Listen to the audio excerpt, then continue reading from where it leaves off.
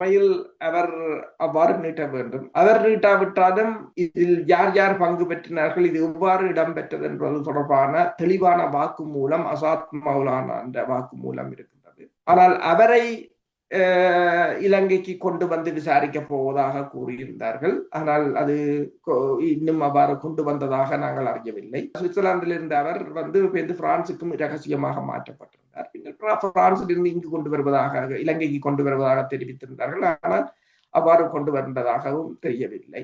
ஜெயவர்தனா பொறுத்தவரையில் அவர் உண்மையில் அவர் மீதான குற்றச்சாட்டு முதலே அவர் மீது ஒரு இந்த குண்டுவெடிப்பில் பாதிக்கப்பட்ட குடும்பத்தினர் ஒரு வழக்கை போட்டிருந்தார்கள். அதற்காக அவர் மீது அவருக்கு நீதிமன்றம் கொம்பன்சேஷன் கொடுக்க வேண்டும் என்ற ஒரு பெருந்தொகை பணத்தையும் அது பரிந்துரை செய்திருந்தது. ஆனால் தற்போது அவர் ஒரு குற்றமளித்தவராக இப்போது தற்போதைய அரசு அவர் மீது வழக்கை தொடரப் போகின்றது. ஆனால் இந்த வழக்கின் தீவிரம் அதிகமாக இருக்குமாக இருந்தால் அவர் நிச்சயமாக இதற்கான யார் காரணம் என்று கையை காட்டக்கூடும்.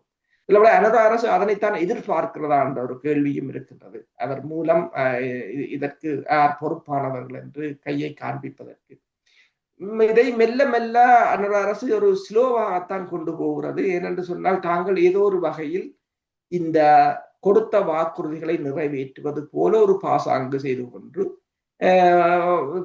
இந்த காலத்தை இழுத்தடிப்பது. ஏற்கனவே 10 மாதம் முடிந்து விட்டது அரசு. அப்ப இது மெல்ல மெல்ல சென்று அடுத்த அரசு தலைவர் தேர்தல் அல்லது அடுத்த நாடாளுமன்ற தேர்தல் வரும்போதுதான் ஒரு முக்கிய இடத்தில் இருக்கின்ற அரசியல்வாதிகளை கைது செய்கின்ற படலங்கள் ஆரம்பமாகும். அது ஒரு தேர்தல் பிரச்சாரமாக இருக்கு.